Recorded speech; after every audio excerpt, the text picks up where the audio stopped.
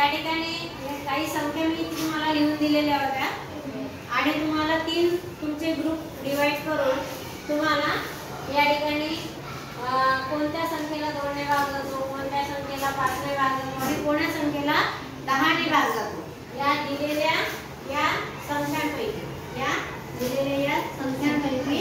कशा कशाने भाग जातो ते आपल्याला या 3 ग्रुप मध्ये आपण ऍक्टिव्हिटीच्या माध्यमातून घेतलं. बरोबर आहे. मग तुम्ही बऱ्याच जणांनी लिहिलं, काही जण थोडे चुकले है ना, काही जणांचं बरोबर आलं. तर आता डिव्हिजिबल बाय 2 कोणत्या संख्येला 2 ने भाग जातो? आता तुम्हालाच लक्षात आलाय, सांगा बरं मला कोणत्या संख्येला 2 ने भाग जातो? Very good.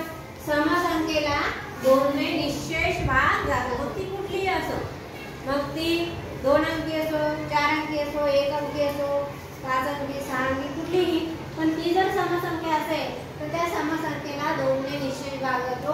That's why we can say that those numbers who are which are even are divisible by 2 है ना. त्या संख्येला आपण 2 ने डिव्हिजिबल आहे असं आपण म्हणू शकतो. मग बघा आता या ठिकाणी 125 आहे, ही समसंख्या आहे का? नाही आहे ना, म्हणून ही डिव्हिजिबल बाय 2 आहे का? नाही. मग 628 बघा. नंतर आता 364 बघा, आहे का समसंख्या? हो. कसं ओळखलं तुम्ही समसंख्या आहे म्हणून? लास्टला 4 आहे. हां, कारण त्याच्या युनिट प्लेसला 4 आलेले. आपल्याला माहिती आहे की या संख्येच्या एकक स्थानी 0, 2, 4, 6 किंवा 8 या 5 अंकापैकी कोणता तरी एक अंक असेल तर त्या संख्येला आपण समसंख्या म्हणतो. म्हणून 364 कशाने भाग जाते? हे इथे तुम्ही लिहिलेली आहे. 364 is divisible by 2. Then 475 divisible आहे का? नाही. ओके. 750 डिव्हिजिबल आहे? हो. 2 ने या 2 ने त्याला भाग जातो, कारण 750 मध्ये एकक स्थानी 0 येतो. त्यानंतर 800 ही सुद्धा 2 ने डिव्हिजिबल आहे, एकक स्थानी 0 आलेला आहे. इथे सुद्धा एकक स्थानी 8 आहे, म्हणजे ही संख्या सुद्धा 2 ने डिव्हिजिबल आहे. इथे 6 आलेला आहे, ही सुद्धा 2 ने डिव्हिजिबल आहे. इथे 8 आलेले आहे, 508 ही संख्या सुद्धा डिव्हिजिबल बाय 2 आहे.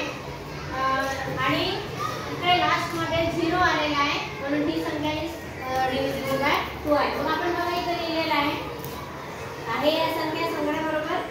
हां, तर मग 2 ची कसोटी काय आहे की ज्या संख्येला 2 ने निशेष भाग जातो त्या संख्येला आपण 2 ची कसोटी म्हणतो, म्हणजे त्या संख्येला डिव्हिजिबल बाय 2 म्हणत असतो आपण. ओके. नाव आता आपल्याला बघायचं आहे डिव्हिजिबल बाय 5. आता या 5च्या गटामध्ये त्यांनी काही संख्या लिहिलेल्या होत्या, पण काही संख्या चुकल्या होत्या. जसं 206 लिहिलं तर हे चुकलंय, कारण 206 ला 5 ने भाग जाईल का? नाही जात.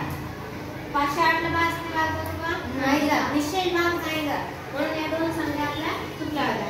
आणि बाकीच्या जे रिमेनिंग संख्या आहे, जसं 125 5 ने भाग जातो, बरोबर आहे.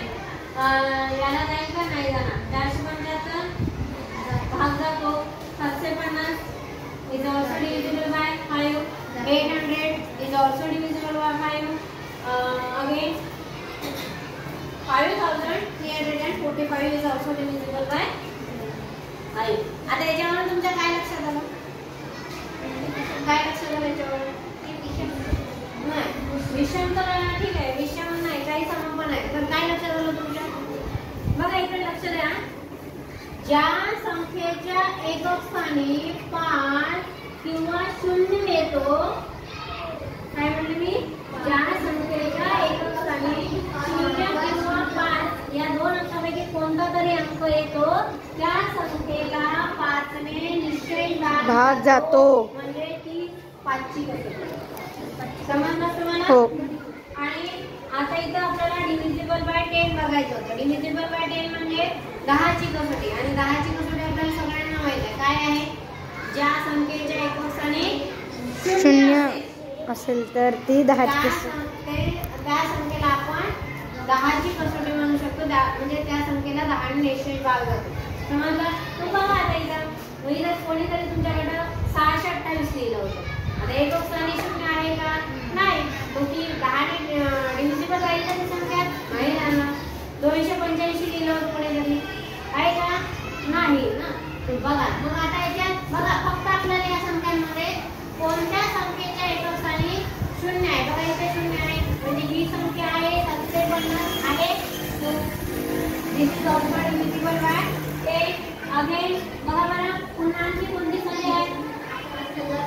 हा 800 आहे. Okay very good. याचे एकक स्थानी आहे आणि 8710 ही संख्या सुद्धा डिव्हिजिबल बाय 10 आहे.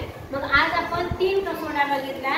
एक आहे 2 ची कसोटी, दुसरी आहे 5 ची कसोटी आणि तिसरी आहे 10 ची कसोटी. मग आता या ऍक्टिव्हिटी मधून तुम्हाला या कसोट्या तुमच्या लक्षात आल्या का?